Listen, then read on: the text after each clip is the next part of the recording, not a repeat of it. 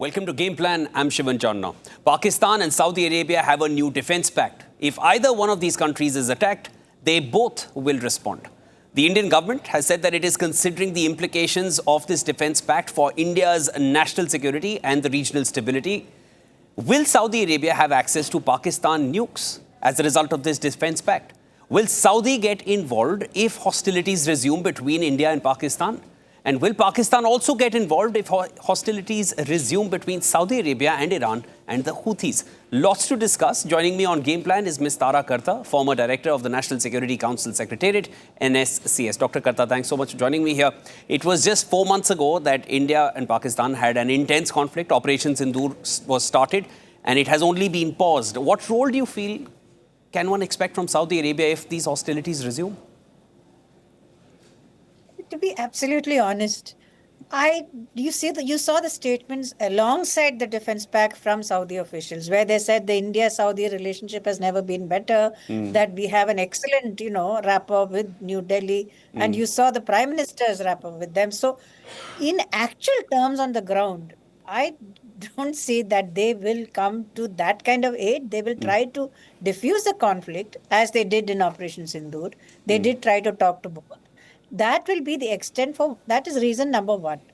Reason number two is that, well, the Saudis don't really have much, right? Their defense capability is virtually zero. I mean, there's nothing that they have that they can use in this so-called joint, clause, which one comes to the rescue of the other. What will Saudi Arabia bring to the table in hard terms in defense technology? They don't have anything, right? But I think nonetheless, what this gives us a cause for worry is that Pakistan is rapidly regaining, a regional influence. That is worrisome. And just to supplement that, ma'am, of course, the Pakistani Prime Minister, when it comes to Iran and now Saudi Arabia, of course, the visits to the US, none of that was missed. It was seen. So there is a certain amount of global outreach that Pakistan is desperately trying to achieve here. But when it comes to, the arsenal that Pakistan has in terms of its nuclear arsenal, do you feel as a part or as an extension of this pact, will Saudi Arabia have access to Pakistani nuclear arsenal as well? Well, they always did to an extent.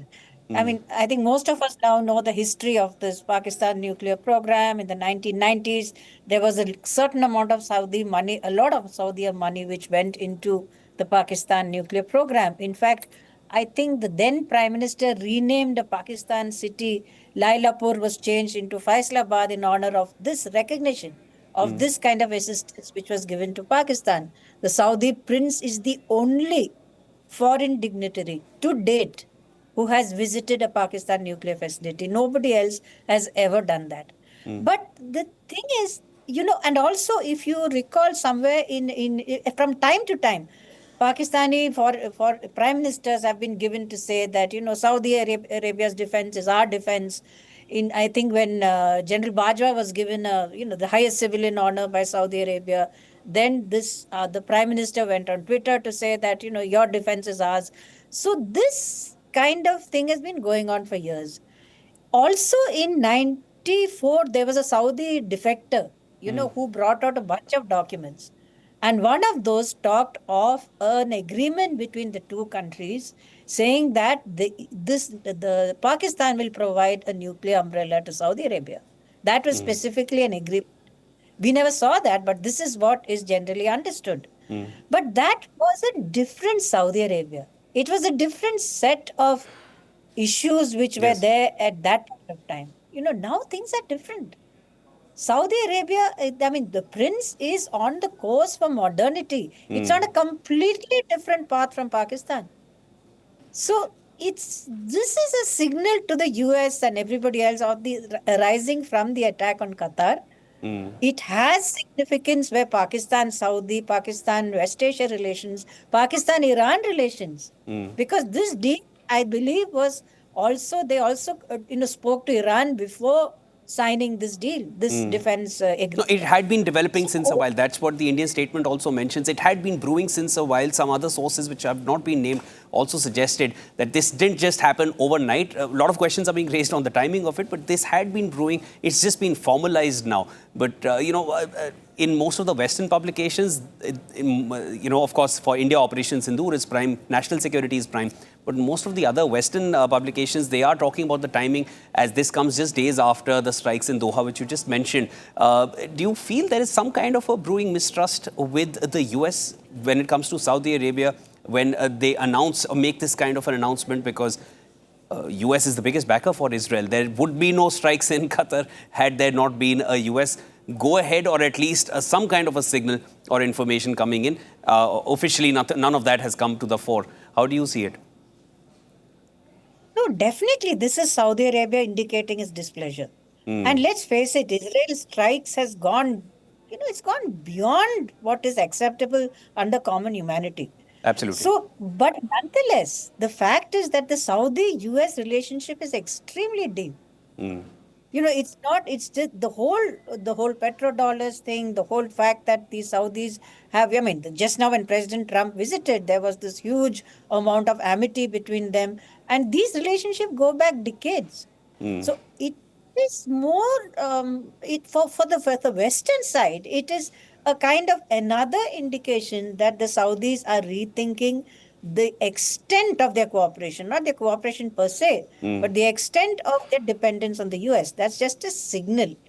For us, it's an entirely different, different basket of things altogether. I mean, you know that we all of us know Pakistani's armed forces have fought for Saudi Arabia against Iraq, against that, that rebellion in the mosque, when that mosque thing took place. They've been involved on the ground.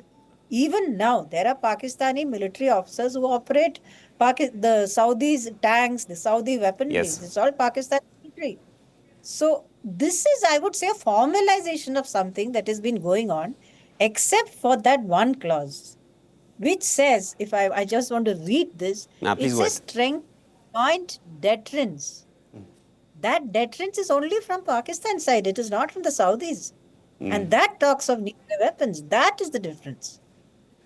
You've brought out a lot of the fine print, I would say, in that clause because, diplomatic statements have to be read into to really understand the true meaning of it. But thanks so much for joining me here on Game Plan. That was Ms. Tara Karta, former director of the National Security Council Secretariat. As far as the implications going forward, just to put it on record, once again, India and Saudi Arabia ties go back since the time of India's independence. It was formalized then, and of course, goes back centuries, but the ties have only been stronger. And those statements which have come in along with the Defense Pact only suggest that, as far as Saudi standing for Pakistan, if there is any kind of hostilities to resume, as Dr. Karta just mentioned, that seems perhaps they'll play a role in diffusing the situation as they did in Operation Sindoor when it started in May. But exactly what happens going forward, India is studying those implications and we'll keep a track on what's happening. Dr. Tara Karta, thanks so much for joining me here.